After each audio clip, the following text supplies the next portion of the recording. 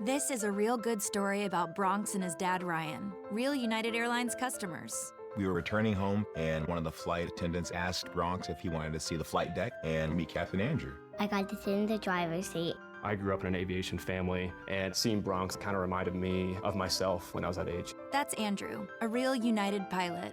These small interactions can shape a kid's future. It felt like I was the captain. Allowing my son to see the flight deck will stick with us forever. That's how good leads the way.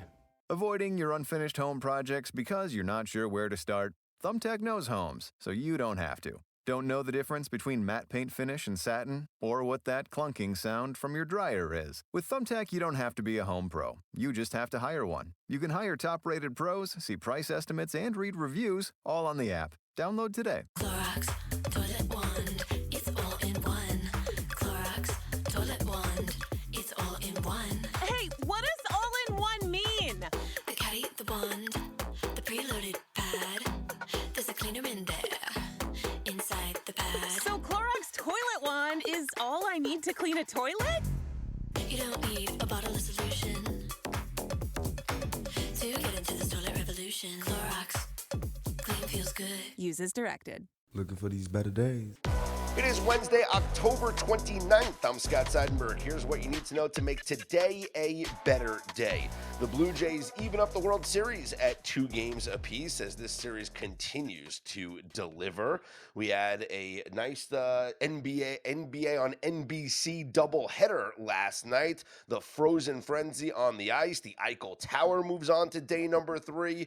And the NFL Trench Report is out for week number 9. So there's lots to get to on this episode of Better Day, presented by FanDuel. Mackenzie Rivers joins me here on this pod. And Mac, I guess let's start with the World Series. Blue Jays with the 6-2 win over the Dodgers. Dodgers took a 1-0 lead early, but then Vladdy's 2-run home run in the top of the 3rd inning off of Ohtani gave the Jays a lead that they would not relinquish.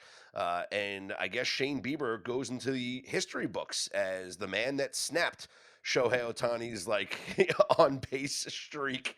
And so the Blue Jays pick up the win and they even the series at 2 games apiece. And you know what this does though, Mac, is it keeps our Yamamoto MVP ticket alive, because now he's going to pitch in game 6 in what could be the closeout game of this series and a chance to win the most valuable player award. Ohtani got to sleep as soon as he could. Apparently, according to his translator, it did not help. Pretty pedestrian game from Ohtani, 0 for 3. I still think I'm sure he's the MVP favorite. I haven't seen the odds.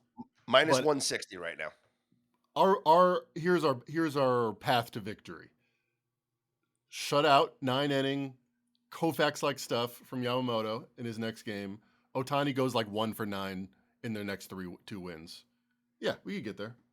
That's what we Those need. 2 things happen, I think we're favored. And right now you can get Yoshinobu Yamamoto at plus 1,800 to be the World Series MVP. Vladdy, meanwhile, is the second favorite at plus 320. Alejandro Kirk is at plus 750. So Vladdy goes 2 for 4 last night. He does hit the home run, the 2-run home run. And Shane Bieber picks up the win, going 5 1/3, allowing 1 run on 4 hits, 3 strikeouts, and 3 walks. You mentioned the pedestrian effort from Ohtani. 4 earned runs in 6 innings. He gave up 6 hits, walked 1, and struck out 6. So Dodgers will look to bounce back this has been a zigzag World Series, right? Where we had, the teams have alternated wins and losses. Does it happen again here tonight? Game number 5, the Blue Jays at the Dodgers. Trey Savage on the mound for the Blue Jays and Blake Snell for the Dodgers. Current odds right now up on the FanDuel Sportsbook as expected. The Dodgers massively favored at minus 205 with a low total here of 7.5, Mac. Now, do we think because this is the all-important game, right, that the managers won't hold back? There'll be tons of bullpen usage. Does it lead itself towards an under? I don't know much about Trey Savage, but Blake Snell seems pretty good. I feel like this is almost November baseball. I mean, this is 2-1 written all over. That's just the vibe check I got. it feels like both managers will go into the bullpen early, and or maybe not with Snell, but at least for the Blue Jays, I would say Yashavage has a short leash, and this does feel because it's all pivotal game number 5, right? Series tied at 2-2. sure. Team that wins game 5, they're going to go on to win the series. So that is Do they blow their relievers more in this game, knowing there's game 6? There's a guaranteed game 6, and there's a 50-50 shot at a game 7. You would think. I would think so. This is the game you got to win. No, I'm saying the opposite. Yeah. I'm saying do you save people? No. You're saying no. No, there's no saving anybody. Nope. Current odds to win the series: Dodgers minus 190. So they were minus 500 yesterday. Minus 190, and the Blue Jays plus 160 up on FanDuel right now. Odds to win the World Series. I think the Dodgers are like tonight. minus 200 favorite every game. They are. This is a series. Yeah. This is a series. It's been a fun series. It's been a great series to watch. I am certainly enjoying it. You know what else I enjoyed last night, Mackenzie? I mean,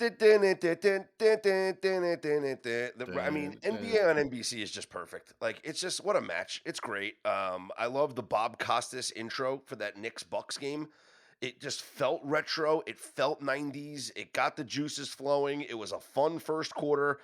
And not so much, fun second quarter, not so much second half for the New York Knicks. The Bucks win 121-111. Giannis finishes with 37 points in the come-from-behind victory.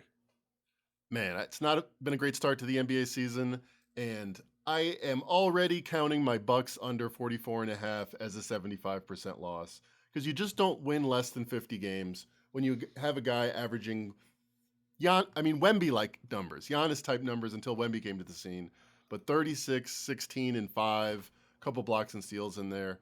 When you have the best player in the world or in a series, you have a chance.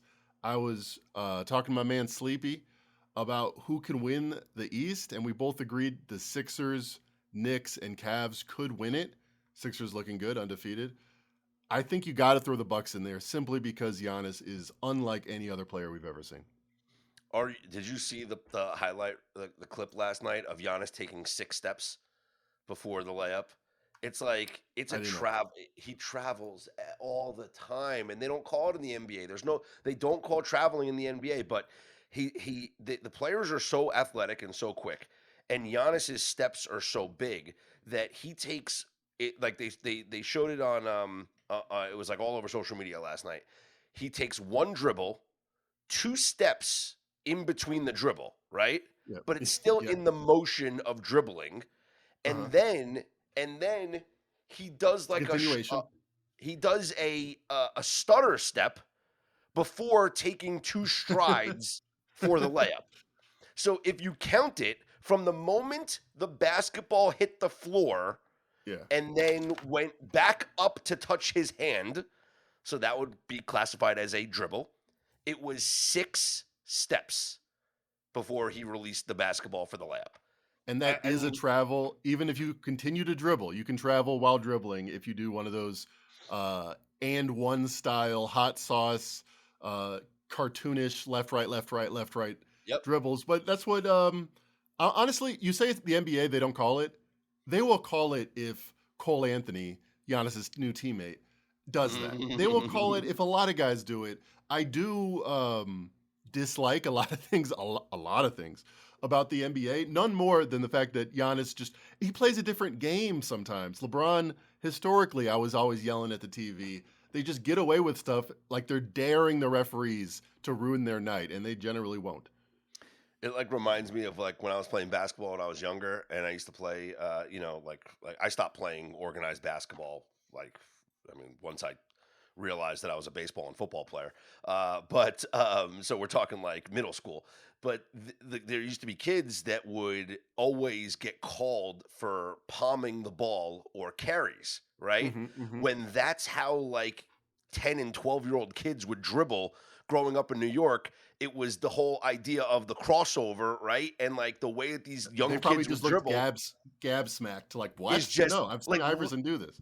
Yeah, literally these kids would just walk up and down the court, consistently putting their hand on the bottom of the basketball, then turning it over to the top. That's how they would dribble. And it's literally palming the ball. And like you'd play like in these organized games, and the ref would call like a carry or palming the ball, and he'd be like, and the kids would argue and be like, I'm just dribbling, man.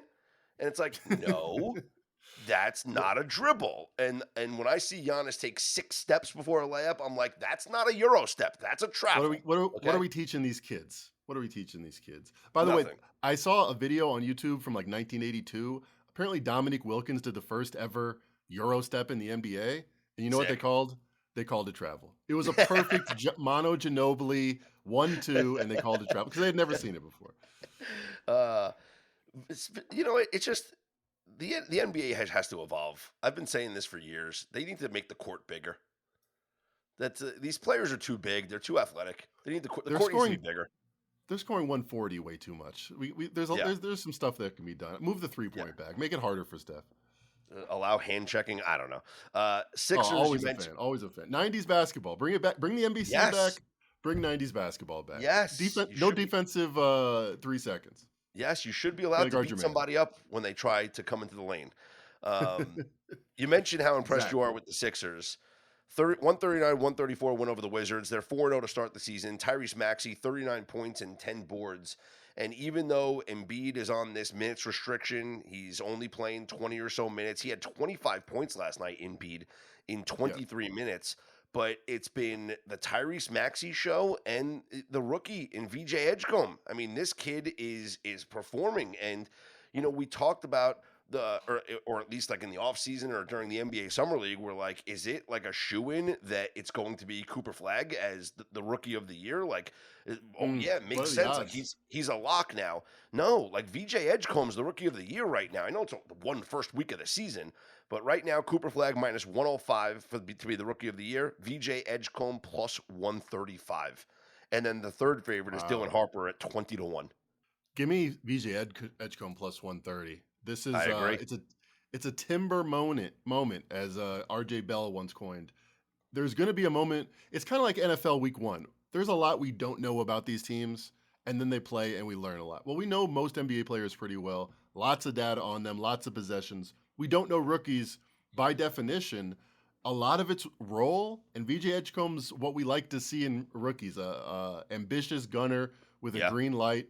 Cooper Flagg, they're trying to have him be like Fred VanVleet out there. They're trying to have him play point guard. They're trying to have him defensive focused. It's not going to jump off the page, and it's going to be hard for him to pick up. So I like Edgecombe. He's got to score 20 a game, and we're going to get there. I like it. That's the play for me. Again, VJ Edgecombe is the second favorite behind Cooper Flagg up on FanDuel right now, plus 135 to be the NBA's Rookie of the Year. Finally, Mac, the Warriors took care of the Clippers on their home floor. This was like one of those weird games where the Warriors had a 13-point second quarter, but then the Clippers had a 14-point third quarter. So it's like one team dominates the quarter, the next team dominates the other quarter, and just the lead just became too much for the Clippers to come back. They were down 20 plus in the fourth quarter, unable to just make a comeback there in the fourth quarter against the Warriors. I think the Sixers and the Clippers are a great approximation of what I'm seeing with the league right now. And scoring is up, overs are big. Tyrese Maxey's working. Kawhi Leonard less so. Speed is working. Speed, youth, vitality. Kawhi Leonard, he didn't do anything wrong in this game, but he was just kind of getting into his position. If he didn't have it, passing it up, 7 out of 17. It wasn't going to wow you. It wasn't going to change the geometry of the opposition. And in a playoff atmosphere where it's tight and it's half court, you make a few jump shots in a row from the mid-range. It can change the math, but I'm not sure they're going to get there with the seeding that I thought they were. From the start of the season, the Clippers have scored 120 once against the Suns. That seems like the new minimum that you need to average to be a good offense in this league. They are seemingly miles away, and I don't really know why. They didn't really lose anybody from the spring of last year, and I think it has to do with, maybe it's just the beginning of the season, but there's a different pace. Not just like possessions per game, but there's a different speed of this game that the Clippers do not seem well accustomed for. All right, let's take a look at the busy schedule for tonight. Any games jump off the page to you as interesting ones here on this busy Wednesday in the NBA? The first one that I looked at was the Cavs laying 4.5 at Boston against the Celtics. It feels like the Cavs should be laying more than 4.5. I was surprised when I saw this line. Yeah, I love road favorites for this reason. If you just give the Celtics 3 points for home court advantage, like they had last year, like they had when they were a good team, I could see, my power ratings still make it 5.5. I could see how this is a explainable line, but it's going to be a dead building, and the Cavs are going to be amped to get some revenge from, playoffs past and recent past, especially because Evan Mobley is one of their best players. The Celtics have 0 big men approximately. I like Mobley overs, whatever you want to do, PRA points, and I like the Cavs to cruise here. Any other games that you looked at on the schedule for tonight that jump out to you? A spread that's really hard for me to figure is Lakers Timberwolves. Lakers 7.5-point dogs to the Anthony Edwards-less Timberwolves. Yes, the Lakers don't have Luka Doncic. In his absence, as a number one option, Austin Reeves averaging about 40 a game. I feel like this is close. I feel like a lot of role players step up here and make this an exciting game, and I would take the points. Would you like the over as well? Because usually Yes. when we see role players get more opportunity, they're more, trigger happy, I guess. I think we see like a lot of threes for a being lot of shot in this reasons. game. They have a lot more responsibilities on offense. They can't be as diligent defensively. And neither of these teams wow you defensively anyway, especially with the Timberwolves losing a little depth along the wing. So Anthony Edwards' injury kind of doubly hurts there. I see over 224.5 here too. All right, let's get it. On the ice last night, the Frozen Frenzy, all 32 teams in action last night. A very, very fun day of hockey and night of hockey. If you took the Grand Salami, it definitely hit. He had a lot of high-scoring games. The Golden Knights with a 6-3 win over the Hurricanes. Our Eichel Tower is now 2 for 2, as Jack Eichel had 6 shots on goal last night, 2 goals and an assist for our boy Jack Eichel as we move on to day 3 of the Eichel Tower. I did tweet out just a little clarification on the Eichel Tower, which we started. That is our 10-day ladder challenge. It doesn't matter if it's $5,000 on the line. You are making 10 consecutive wagers. Not 9, not 9 in a hedge, 10. Okay. Till we get there. So it technically started with $18, not $10, not a 10 to 10K. 18 to 10,000. We started with $18, 18 to win 10. And so then our rollover last night was a $28 wager at the minus 140 odds when we placed it, 28 to win 20. So now we have $48 going in to the next game. So we have to keep an eye on what the prop is going to be lined at here the next time we see Jack Eichel and the Golden Knights take the ice, Mackenzie. So that'll be on the weekend. We'll keep an eye on that. But a lot of high-scoring games last night in the Frozen Frenzy, so fans definitely got their money's worth. You had a 10-goal game between the Blackhawks and the Senators, a 12-goal game between the Avalanche and the Devils. Boy, I knew that was going to be fun. 8-4, the Avalanche beat the Devils last night. I mean, my goodness, that's a lot of goals. And then a bunch of 9-goal games, 6-3, the Oilers over the Mammoth. So it felt like a square bet to be made. Like, oh, it's the Frozen Frenzy, all 32 teams in action. Grand Salami. Yep. Let's go Grand Salami over. Of course there's going to be goals. Yeah, there were lots of goals last night on the ice. Well, with all 32 teams in action yesterday, there's only 2 teams in action tonight. Maple Leafs are at the Blue Jackets. I bet they're on double headers. I bet. You know what, Mac, you're right. Both of these teams are on the second of a back-to-back. You are absolutely right. As we have the Maple Leafs at the Blue Jackets. It's a minus 110 split both ways.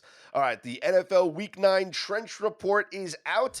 Let's get to the unveiling.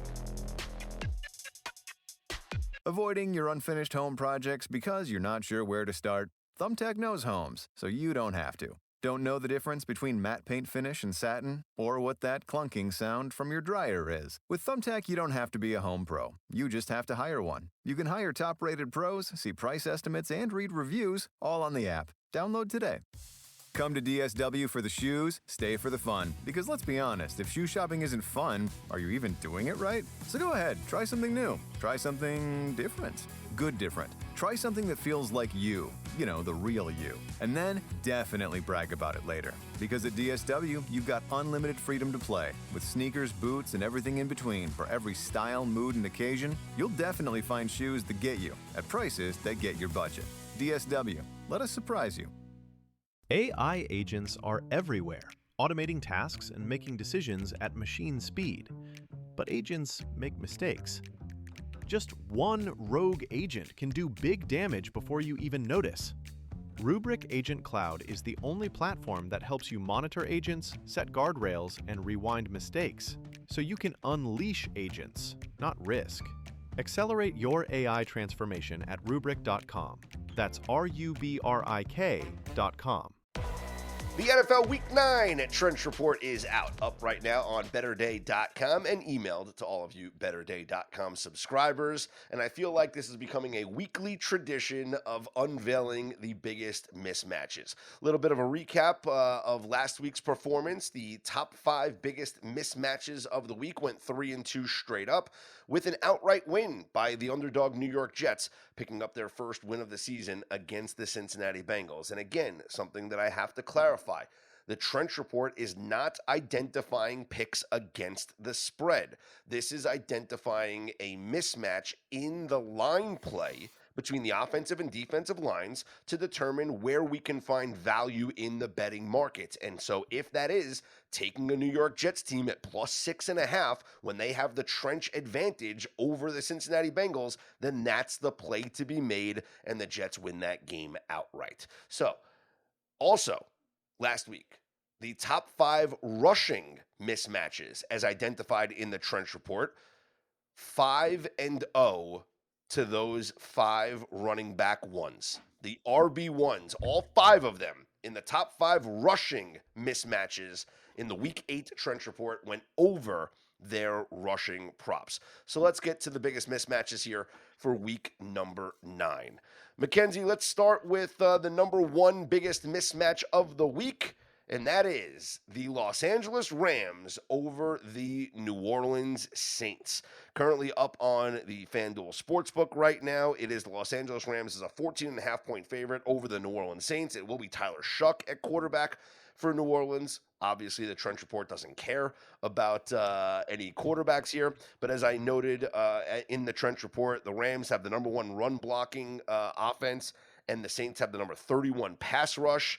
Kyren Williams should have a good day in this game against the Saints. I know it's not appreciative of the line. We want to have this data raw so we can understand it in context of the line. But when you're a 2-touchdown favorite, you better show up on top 5 mismatches on the offensive line. Rams off a bye, clear survivor selection if you have them. Yeah, it feels like this one is the obvious biggest mismatch in the trenches. The number 2 biggest mismatch in the Trench Report here for week number 9, the Chicago Bears over the Cincinnati Bengals. That's right. The Bears have a huge run blocking advantage over the Bengals. 32 ranked run defense.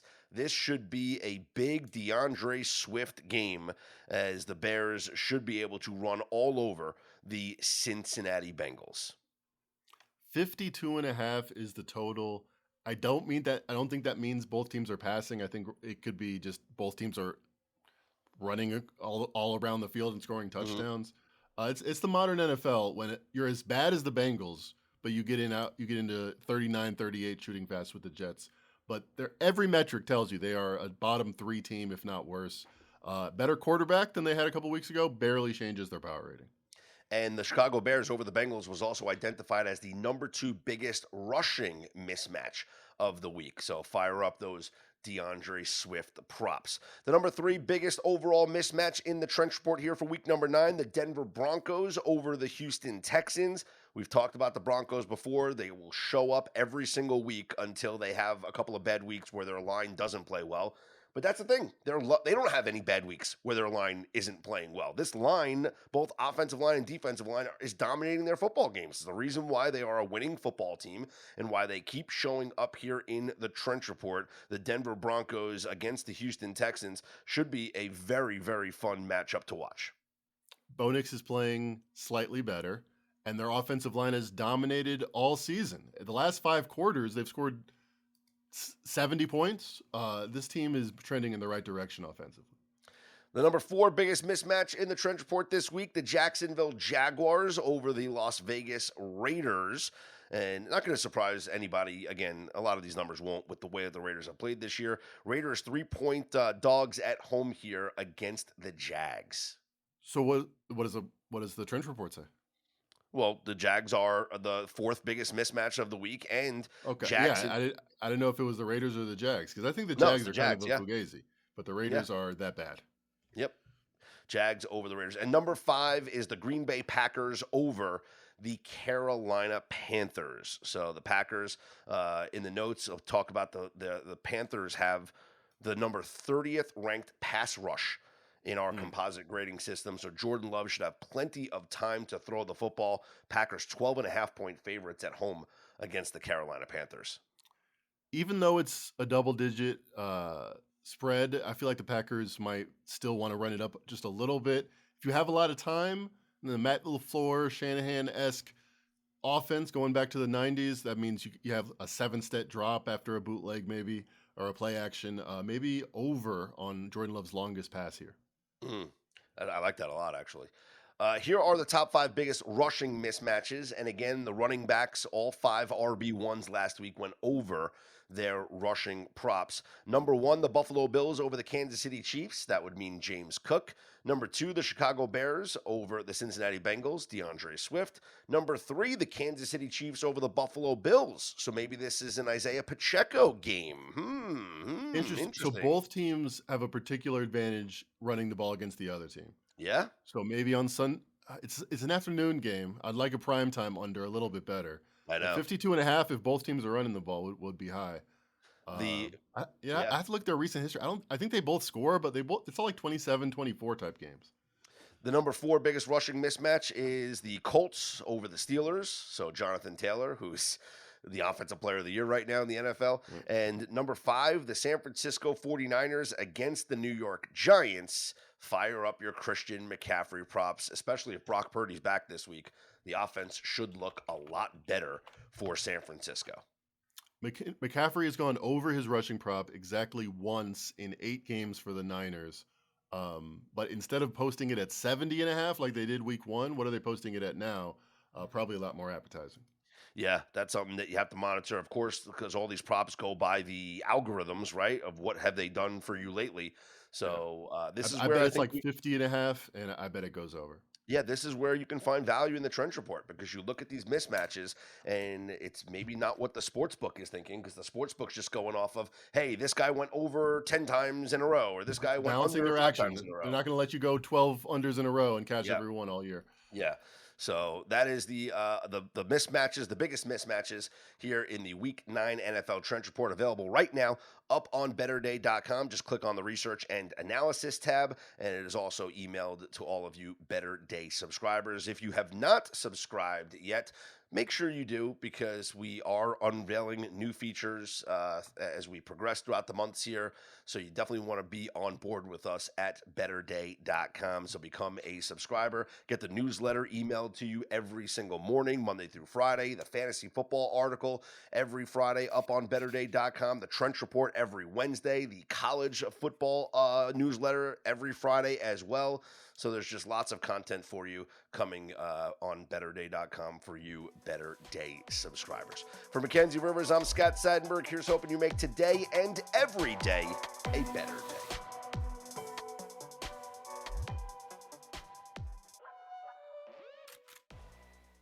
AI agents are everywhere, automating tasks and making decisions at machine speed. But agents make mistakes. Just one rogue agent can do big damage before you even notice. Rubrik Agent Cloud is the only platform that helps you monitor agents, set guardrails, and rewind mistakes, so you can unleash agents, not risk. Accelerate your AI transformation at Rubrik.com. That's RUBRIK.com. This is the story of the one.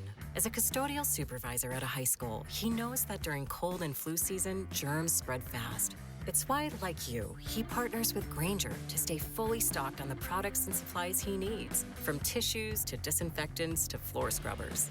All so that he can help students, staff, and teachers stay healthy and focused. Call 1-800-GRAINGER, click Grainger.com, or just stop by. Grainger, for the ones who get it done.